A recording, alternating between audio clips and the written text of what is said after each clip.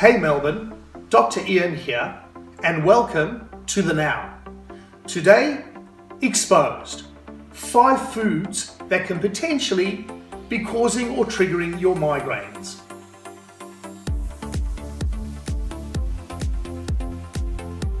Now the first one we're going to cover is caffeine, what we find in coffee.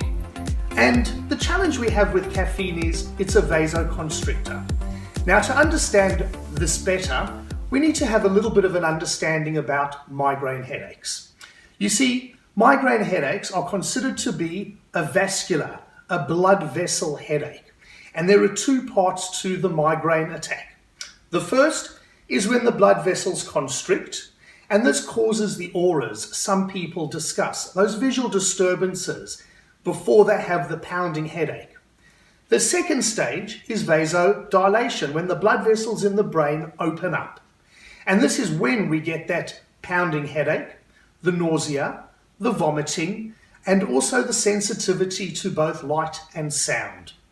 Now the problem with coffee is quite simple, and caffeine, and any product that has caffeine in it, is that while some migraine sufferers actually can benefit from caffeine when they're in the second part of the migraine attack, because remember, we've got the blood vessels dilated, the coffee actually helps constrict those blood vessels and relieve the symptoms of that migraine to a greater or lesser degree. The challenge is that for those people who don't normally drink coffee, if they do, and they have the caffeine entering their system and it causes that vasoconstriction, that actually could be the trigger for the rest of that migraine. The constricting of the blood vessels, first part of a migraine. Second part, the dilation. Bottom line, try not to have more than 2 cups of coffee a week if you're a migraine sufferer. Even better, probably a good idea to avoid it and any food that has caffeine in it.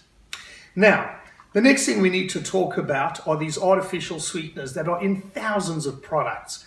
Anything from your sugar-free chewing gum to your diet sodas, your diet drinks, even in some cases in tea.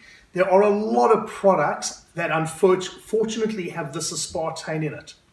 Now, there's a aspartame. It basically interferes with 2 very important neurotransmitters in our brain.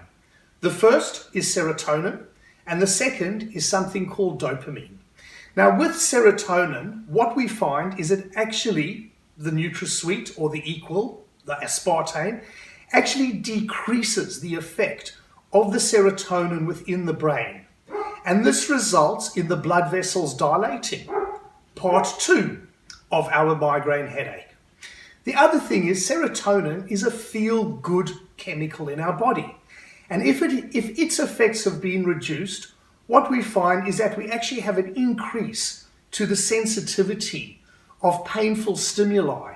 And this is why potentially the migraine sufferer becomes so sensitive to light, sound, and also that pounding headache is meant to also be magnified as a consequence.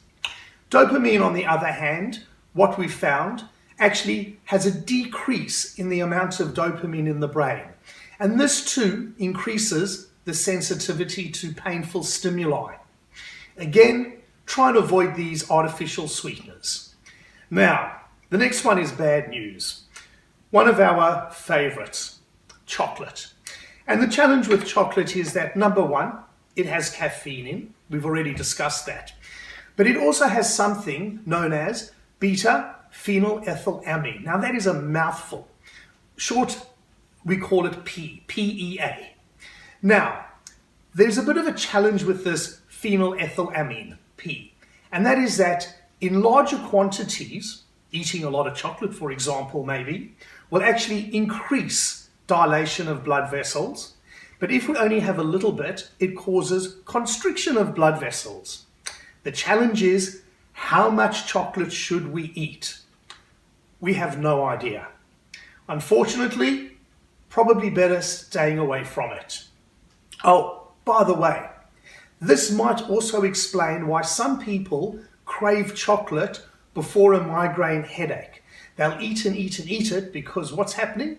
that P, that phenylethylamine, is potentially going to be helping them in the first part of the migraine to cause dilation of those blood vessels that are starting to constrict. Now, cured meats. This will include things like salami, polonis, prosciuttos, and all of those other yummy things we can get at our local deli. The problem with the cured meats is they have something called nitrates in them. Now, nitrates in the blood can release something called nitric oxide. Nitric oxide causes dilation of blood vessels. And yep, you got it, the second part of our migraine headache. Unfortunately, migraine sufferers, cured meats, fish, and the like potentially should be avoided. And another favorite is our good old cheese, but in this case, aged cheese. Cheese that has been left to mature to get the best taste out of it. You see, aged cheeses have something known as tyramine in them. And tyramine is known to increase blood pressure.